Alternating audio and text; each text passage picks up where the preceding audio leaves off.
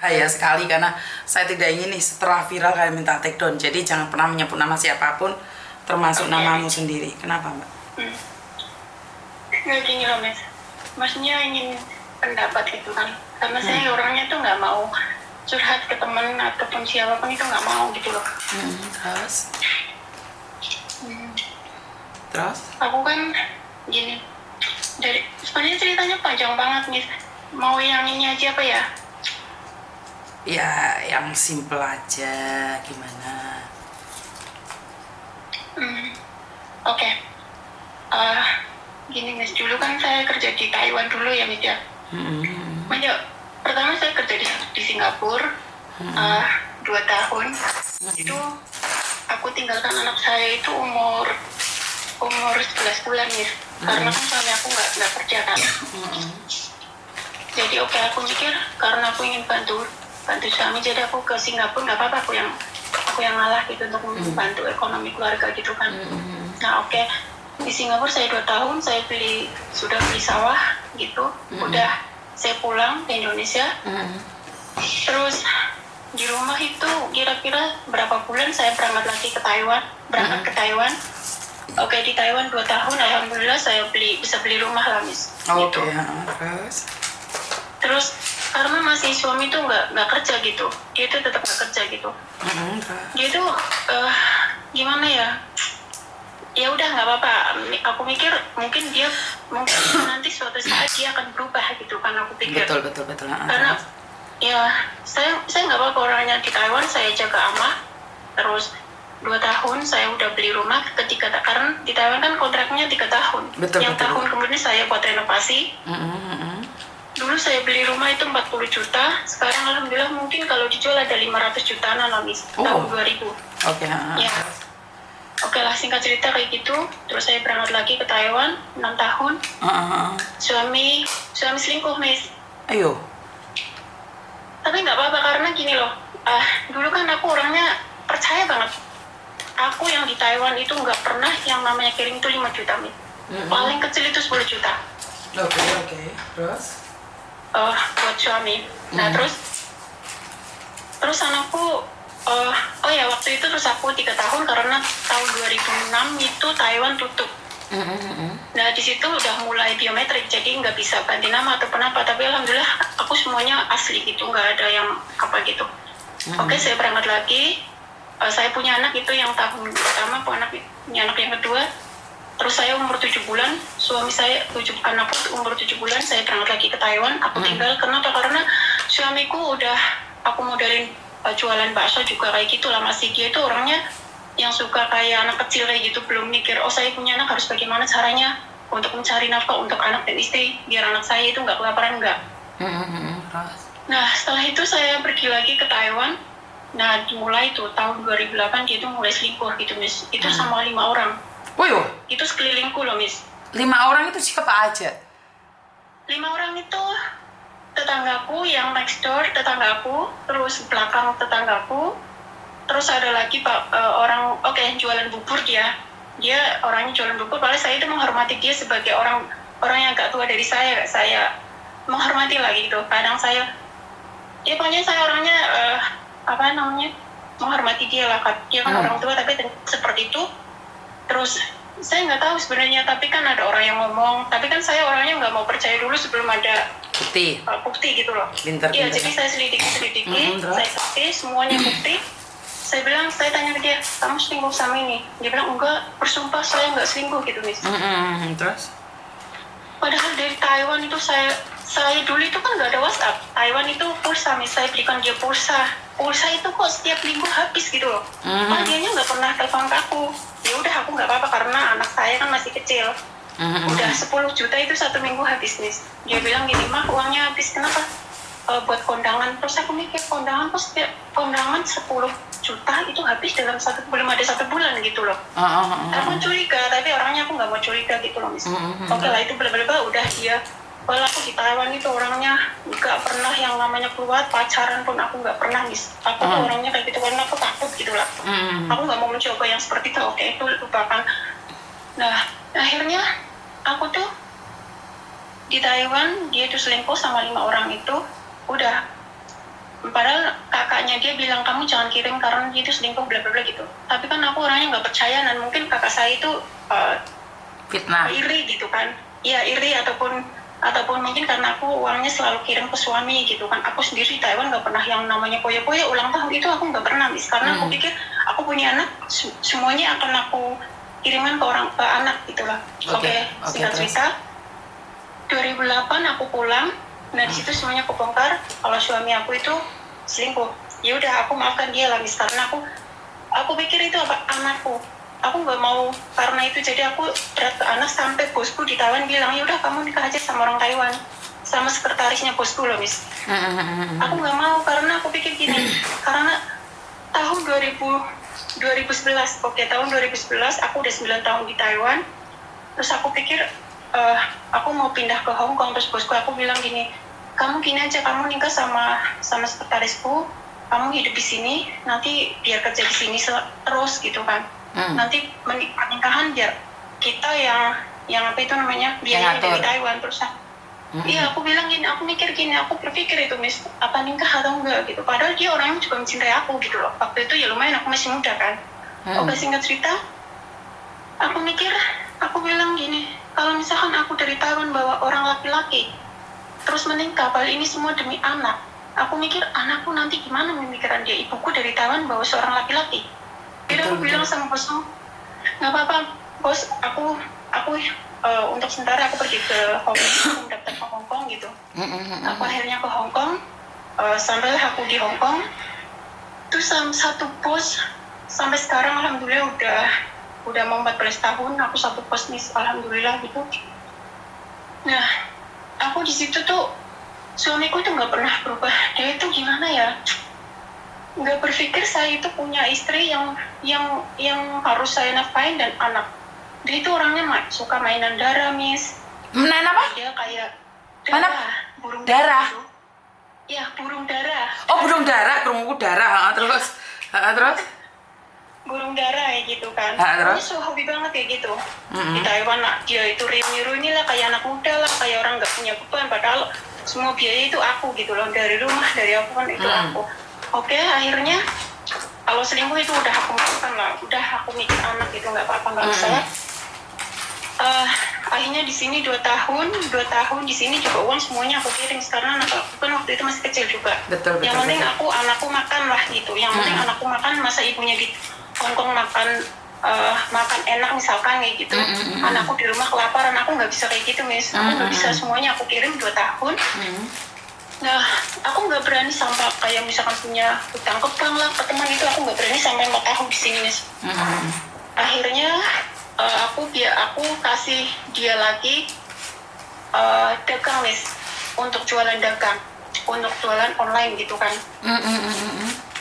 Bukan online, maksudnya sembako gitu. Di rumah saya bukain dia toko. Nah, di sini aku mulai utang bank, tapi aku mikir walaupun utang bank aku harus pikir gaji saya segini, saya harus bisa, maksudnya masih ada sisa kayak gitu. Jadi nggak semua aku utang terus nanti bingung kesana sini bla bla kayak gitu. Yang seperti kayak video-video Miss Yuni yang hutang sampai saya mikir kadang sampai mumet sendiri gitu kan.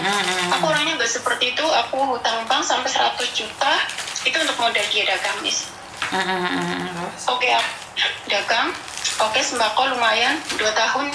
Sini ubangnya masih apa itu? Ubangnya masih saya bayarin, rumah sudah bangkrut. Kenapa? Karena dia itu malas, Miss. Dia itu malas gitu loh, nggak mau berusaha berpikir bagaimana biar sembako ini maju, itu enggak.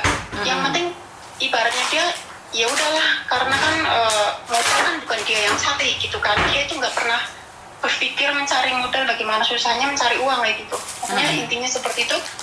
Oke, bangkrut nggak apa-apa. Aku habisin dulu utang bank yang di sini. Akhirnya bangkrut. Ya udah nggak apa-apa. Aku modal lagi yang tahun kemarin itu, Miss, 2 tahun. Oke. Nah, model lagi ratusan juta lagi, Miss. Kedua kalinya aku besarin lagi seperti minimarket. Oke, ikut salah. Aku besarin lagi itu kayak minimarket kayak gitu biar menarik pelanggan. Terus aku kasih dia interaksi dari sini, bikin es krim lah, bikin ini. Karena kalau sembako doang kan maksudnya nggak mencukupi kayak gitu kan. Jadi kamu harus bikin ini, bikin es krim lah, bikin apa, semua saya yang ordering dari sini. Oke, semuanya itu kayak gitu. Tetap dia itu masih seperti itu, Miss. Dia tuh nggak pernah bangkrut lagi, Miss. Banknya masih ada, udah bangkrut lagi. Jadi untuk itu aku dalam hati ya udahlah, aku nggak mau modelin dia lagi. Aku capek, Miss. Aku capek hati, capek apa ini, tenaga aku juga capek gitu loh untuk ngajarin orang yang males seperti itu tuh nggak akan maju. Nah, titiknya itu di sini misalnya gini loh. Padahal orangnya gini loh. Aku dari ibaratnya gini loh, dia itu selingkuh pakai uang aku dulu. Sedangkan saya nikah sama dia, beli celana dalam satu pun dia nggak pernah belikan aku, Miss. Aku nggak apa-apa loh, nggak masalah gitu. Dia malah ngajak ibaratnya selingkuhan dia itu ke hotel. Itu aku loh, Miss. Padahal di Taiwan aku tuh apa itu namanya, jaga nenek itu 80 kilogram itu loh, Miss. Bayangkan. Buat selingkuh sama dia nggak apa-apa lah, oke lah. Saya kira yang penting anakku gitu, karena kan anakku 2. Pas itu gini, aku hamil pun aku yang biayai rumah sakit sendiri loh, Miss. Aku ngutang temanku di Taiwan loh, Miss. Aku lagi hamil di rumah sakit sini, merasakan sakit perut, mau melahirkan kayak apa sih kayak gitu. Aku masih bisa pinjam uang ke temanku, mencari uang bagaimana caranya aku bisa melahirkan anakku. Aku pinjam uang tapi dengan bilang nanti kalau aku udah kerja lagi di luar negeri aku kasih. Alhamdulillah saya udah lunas, Miss. Semuanya karena padahal aslinya dia tuh nggak tahu di mana tempatku, di mana itu. Kalaupun saya mau ngapus sih nggak masalah gitu. Tapi kan saya orangnya gini, Tuhan kalau aku mati jangan pernah saya ada pinjaman 1 sen pun. Itu doa saya selalunya seperti itu. Jadi lunas. Nah sekarang itu saya mau tanya, Miss, anakku kan sekarang kan mau nikahan. Maksudnya aku itu tanggung jawab seorang ayah gitu loh, Miss. Maksudnya hanya ingin misalkan gini, oke, Mas, saya bekerja udah pontang-panting saya hanya mendapatkan 100.000 atau misalkan banyaknya 1 juta, ya udah ini buat selamatan aja yang besar-besar kamu. Aku itu udah bangga loh, Miss. Dia itu enggak loh, Miss, enggak yang seperti itu gitu loh. Terus pertanyaan aku gini, Miss, aku kan ini nanti insya Allah bulan Juli itu mau cuti. Alhamdulillah kan aku udah punya rumah, yang satu kan udah di papaku lah, rumah sendiri gitu, aku rumahnya 2, yang satu berarti di rumahnya papaku. Nah aku mau pulang situ, terus aku mau bilang ke dia, kita pisah aja. Maksudnya pisah bukan berarti aku itu mencintai orang lain dengan laki-laki orang, itu enggak gitu, Miss. Enggak ada perasaan yang seperti itu karena aku udah capek, Miss.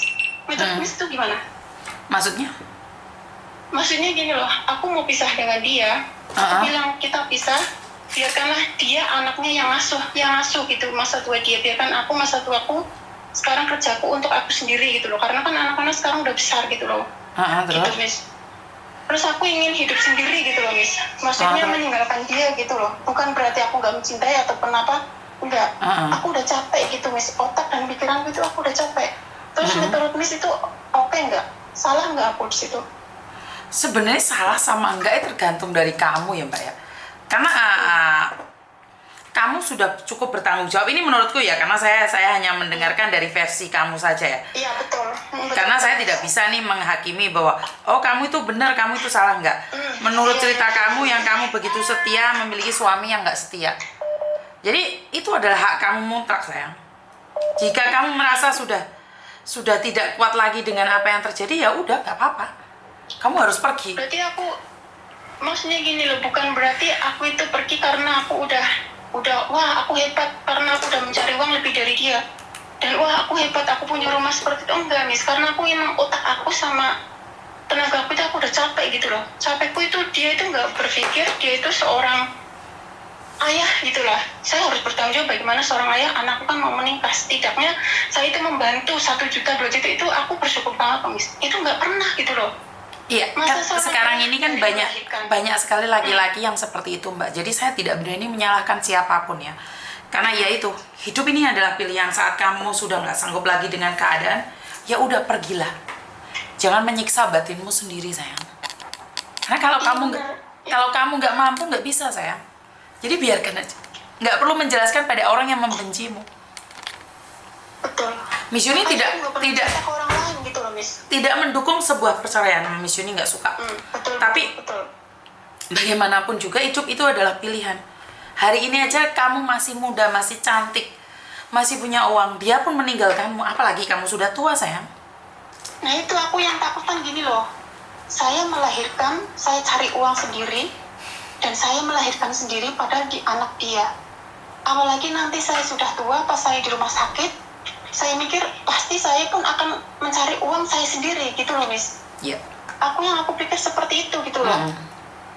Jadi tidak ada yang salah dengan perasaan dan pikiranmu. Jadi itu adalah hak mutlak kamu. Tapi saya tidak ingin kekecewaan kamu itu berlanjut ya. Kalau kamu merasa hidup ini sudah kamu nggak mau nih, aku itu capek, Miss, aku tuh capek. Ya udah, lepaskan aja. Ya, aku capek, Miss. Ya udah, lepaskan aja. Karena kamu masih muda. Kamu masih muda. Kamu tahu mana yang baik buat kamu, mana yang nggak baik buat kamu. Karena orang lain cuma pinter ngomong, Dok. Orang lain tidak ada di posisimu. Kayak Miss Yuni bilang, jangan dong, nggak bagus, no, jangan gini, jangan gitu, enggak. Karena saya nggak ada di posisimu, jadi saya nggak tahu. Jadi kalau kamu merasa capek, lepaskanlah. Lepaskanlah. Kalau laki-laki toksik, buanglah. Kamu tidak berhak untuk merawat mereka. Kamu berhak untuk bahagia. Sekali lagi, kamu berhak untuk bahagia. Jika kamu sudah tidak sanggup lagi, lepaskanlah. Ngerti? Nggak usah berpikir tentang orang lain mau mikir apa. Nggak ada hubungan sama kamu, sayang. Ngerti nggak, sayang? Iya, Miss, thank you, Miss. Nggak usah. Oke, tentang perselingkuhan, tentang kebencian, tentang amarah, siapa sih yang nggak pernah tahu? Semua orang merasakan itu. Iya, betul. Jadi itu adalah hak kamu untuk menentukan hidup kamu. Karena orang lain hanya melihat dari jauh saja. Mereka nggak pernah ada di posisimu. Dan saya secara jujur tidak percaya dengan ceritamu 100%. Tapi jika kamu sudah tidak kuat, lepaskanlah. Hari ini kamu masih muda, hari ini kamu masih cantik. Dia aja kayak gitu. Bagaimana kalau kamu sudah tua? Itu loh, saya selalu berpikir dalam hati saya, kenapa sih aku tidak pernah memaksakan kalian tentang kehidupan ini? Kenapa sih saya mengatakan, ringankan tubuhmu sendiri. Jangan biarkan orang menghinamu. Hari ini kamu masih cantik, kamu aja direndahkan. Bagaimana kamu suatu saat wis perot, wis loro, sapa sing gelem awakmu? Benar nggak? Jadi hanya kamu yang tahu apa kamu dihargai atau kamu tidak dihargai. Hanya kamu yang tahu. Miss Yuni nggak tahu, sayang. Jadi kalau suami sudah selingkuh, dipertahankan, silahkan. Itu adalah pilihan. Apakah saya harus pergi, Miss? Silahkan. Karena itu adalah milikmu. Kamu boleh mempertahankan, kamu juga boleh pergi kok. Hidup ini adalah pilihan. Tapi jika hari ini aja kamu masih sehat, sampai selingkuh kayak gitu, apa yang kamu cari? Bener nggak Miss Yuni ngomong kayak gini? Betul, Miss, betul.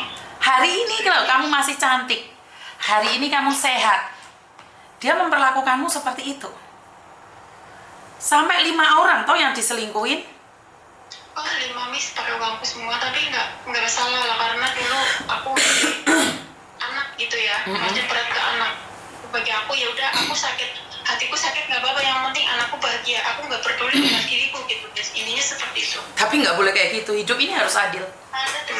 Ya, sudahlah, lepaskan jika kamu sudah tidak kuat lagi. Karena tidak ada siapapun yang memaksa kamu untuk bertahan dengan laki-laki yang tidak bertanggung jawab. Nggak kuat, lepaskan, Dok. Paham nggak maksudnya sini? Iya.